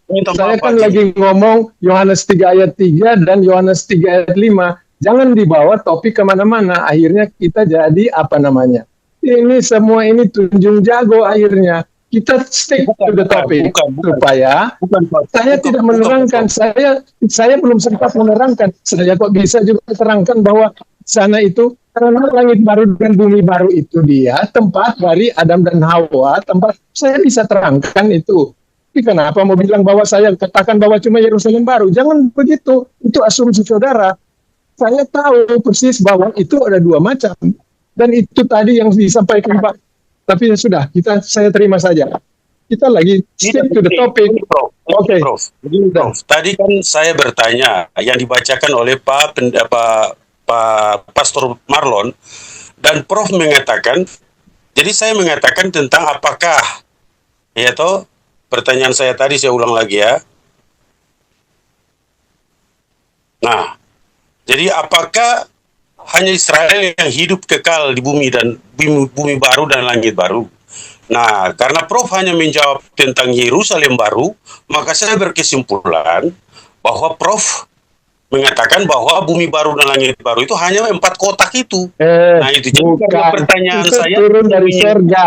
Itu turun dari sorga, tapi bumi baru dan langit baru saya tahu di dalam Wahyu 21. Jadi di situ ada 2 kompartemen. Ada langit baru, bumi baru, Adam dan Hawa akan masuk di situ. Abraham akan masuk. Karena mereka tidak masuk dalam 12 suku. Mereka yang akan masuk langit baru dan Yerusalem. Jadi kita sebenarnya sama pendapat. Tapi mungkin saya tidak menjelaskan. Mungkin saya tidak menjelaskan. Iya, betul, Pak. Saya minta maaf karena fokus saya bukan di situ. Fokus saya yaitu Yohanes pasal 3 ayat 3 dan Yohanes pasal 3 ayat 5. Kembali dong to the topic. Back to the basic. Kembali ke laptop, Prof. Terima kasih. Karena memang jawaban Pak Prof tidak menyentuh pertanyaan saya, makanya saya jadi bingung tadi. Padahal ternyata sudah jelas. Ada memang bumi baru dan langit baru dan juga ada Yerusalem baru. Jadi bukan itu, Pak. Cuma orang-orang Yahudi saja atau orang-orang Israel saja. Ya, oke, terima kasih. Betul. Terima kasih. Sama pendapat timeline dispensasional ada itu. Orang Indonesia jangan mengaku orang Yahudi. Dan timeline dispensasional itu ada itu. Jadi tidak mungkin pastor Israel. Siap. Oke. Kita semua warga surga ini. Oke, amin. Haleluya. Oke, baik. Kembali to the topic. Tapi saya rasa ini kalau kita kembali ini bisa tergeser ini waktunya, Prof. Lewat jam 9. Tapi saya masih berikan satu kesempatan lah. Kembali ke laptop. Yohanes pasal 3 ayat 3. Ya. Jadi kita kembali ke situ. Kalau masih ada, Dipersilakan.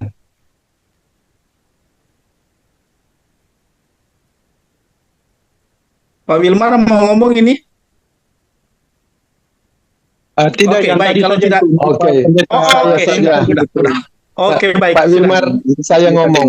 Jadi tadi Pendeta Denny bilang saya pelintir. Saya tidak pelintir-pelintir. Ya, saya tidak pelintir. Cuma memang belum di topik itu soalnya. Kita lagi bicara, pikiran saya yang mungkin karena saya sudah tua, sudah 70, menjelang 71, jadi saya sudah banyak lupa dan konsentrasi beda dengan Anda yang masih muda ya.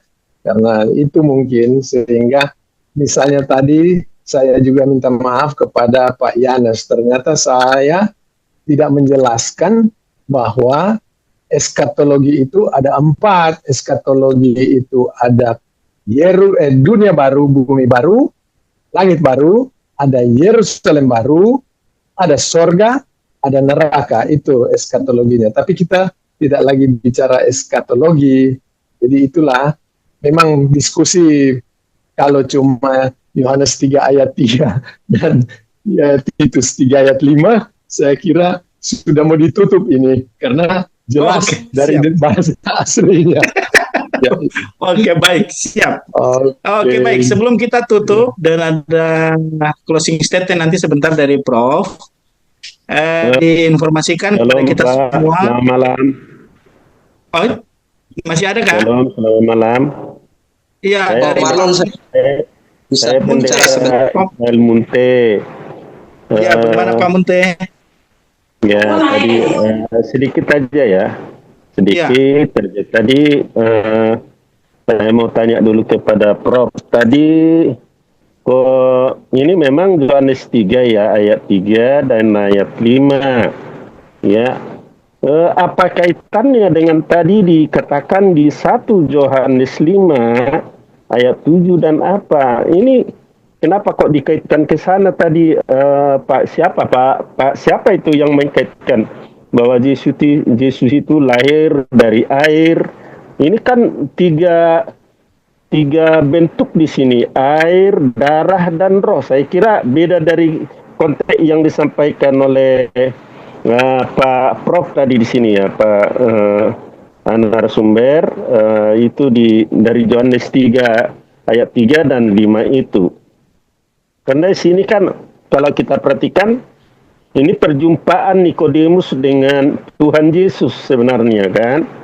Nah, ini kalau kita bicara Yohanes 3 ini Nikodemus ini kan seorang ahli Alkitab juga nih kalau kita katakannya, pemimpin bangsa Yahudi atau Israel.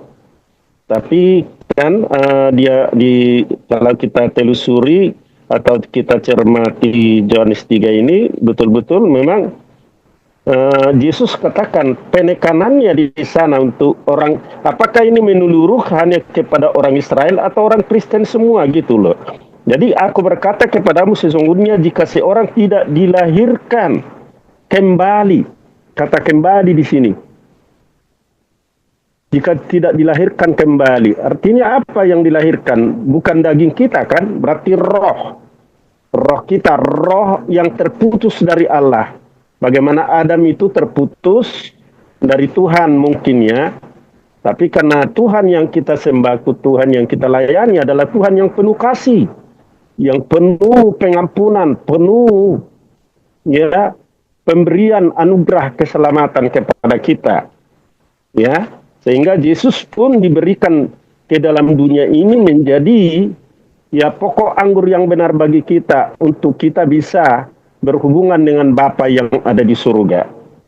Saya pikir gitu aja sebenarnya ya. Saya setuju dengan apa yang dikatakan di teks ini, Yohanes 3 ayat 3 dan 5 ini, memang harus dilahirkan kembali. Kekristenan bukan hanya sekedar beriman, sekedar berharap, sekedar punya kasih. Tapi betul-betul karena kita sudah jatuh dalam dosa. Dosa itu apa? Kematian kan, maut. Sudah memisahkan kita dari kasih karunia Allah. Tapi karena Yesus datang ke dunia, ya sudah ya memperdamaikan kita dengan Bapa yang di surga. Ya ini bagaimana ini Oke, baik. Pak sedikit tadi Pak Baik. Marlon. Iya, siap. Sedikit tadi saya dengar dari Bapak siapa itu, Yesus itu lahir dari air, dari, saya kira bukan konteksnya udah beda banget itu dengan 1 Yohanes 5 Oke, tadi. baik. Yohanes 3 Baik, ini. Pak Munte. Ya. Oke, baik. Terima kasih Pak Munte. Itu memang tadi sudah disampaikan, kita tidak lagi membahas itu karena itu ada beberapa pandangan, dan kita kembali ke Yohanes 3 ayat 3, dan itu tadi juga sudah dijelaskan oleh Saya terlambat tadi Pak, sorry saya Oke, terlambat. makasih. Oke, ya. Tadi saya asik kalau saya ada perdebatan gitu. Oke, baik Pak Munte. Ya, Tuhan berkati. Terima kasih Pak. Ya, terima kasih Pak. Ya. Terima kasih. Iya, oke, kita sudah ada di penghujung acara kita, 2 menit lagi ke depan menuju pukul 21 Wita, dan terima kasih tentu atas nama Grace Ministry menyampaikan penghargaan dan penghormatan yang sebesar-besarnya untuk narasumber kita di malam hari ini, Pak Prof. Posangi, yang sudah menyiapkan waktu dan kesempatan.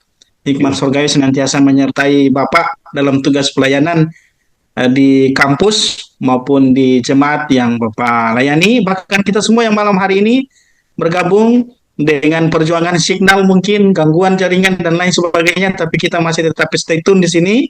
Tuhan Yesus memberkati. Jangan pernah lewatkan pelayanan Grace Ministry setiap minggu di room Zoom ini, sehingga boleh berbagi berkat rohani. Kita bisa bertukar pikiran, kita bisa boleh saling memberikan masukan, belajar bersama untuk menambah kasana berpikir kita, terutama kalau kita masih belum menemukan jalan keselamatan, maka itulah yang paling pokok, kita bisa menemukannya dan kita boleh menjadi bagian dari satu keluarga Allah yang percaya dan punya kepastian keselamatan. Dan baik, Bapak Ibu yang masih stay tune, kita akan mendengarkan closing statement dari narasumber kita sekaligus doa penutup. Silakan, Prof. Terima kasih untuk kesempatan ini. Jadi kalau ada diskusi yang hangat, saya sendiri mohon maaf karena ya biasa suara saja kan. Oke. Jadi yang kita bahas pada malam hari ini, kita mesti bedakan pelayanan Yesus waktu di bumi. Dia mempunyai sifat manusia, kemudian dia naik lagi kembali ke sorga, dia mempunyai sifat Allah. Pelayanan dua ini kita mesti bedakan. Tanpa kita membedakan dua pelayanan sifat yang Yesus miliki, kita akan bingung. Sehingga Yohanes 3 ayat 3 itu berbeda dengan Titus 3 ayat 5. Karena Yohanes 3 ayat 3 itu untuk orang-orang Israel, sedangkan Titus 3 ayat 5 untuk orang-orang bukan Israel dan orang Israel. Ya, itu. Mari kita tunduk kepala, kita berdoa. Bapa di surga, terima kasih karena kami boleh berdiskusi pada malam hari ini. Kami boleh menyadari ada banyak hal yang kami belum tahu, yang kami sedang tunggu, di mana Engkau akan memberikan kami pengertian sepanjang kami belajar spodaso, sepanjang kami tidak memberitakan Injil, an epaiskuntos, sepanjang kami ortotomeo, bagi dengan tepat firman kebenaran itu. Terima kasih Bapak, kiranya pelayanan Grace Ministry ini boleh berjalan terus. Engkau pakai Pak Walda, Engkau pakai Pak Marlon, kiranya mereka Tuhan boleh tetap menjadi saluran berkat untuk kami semua yang ada di sini. Yang sudah hadir di Zoom meeting ini, Engkau berkati, karena mereka mau mencari kebenaran, bukan mencari kepopuleran diri sendiri, tetapi kebenaran ilahi yang berasal daripadamu. Terima kasih Tuhan, terima kasih. Pertemukan kami lagi pada kesempatan yang lain. Inilah doa kami, di dalam nama Tuhan Yesus kami berdoa. Amin. Selamat malam semua. Amin. Terima kasih semuanya. Terima kasih, Prof. Terima kasih, Prof. Tuhan Yesus berkati.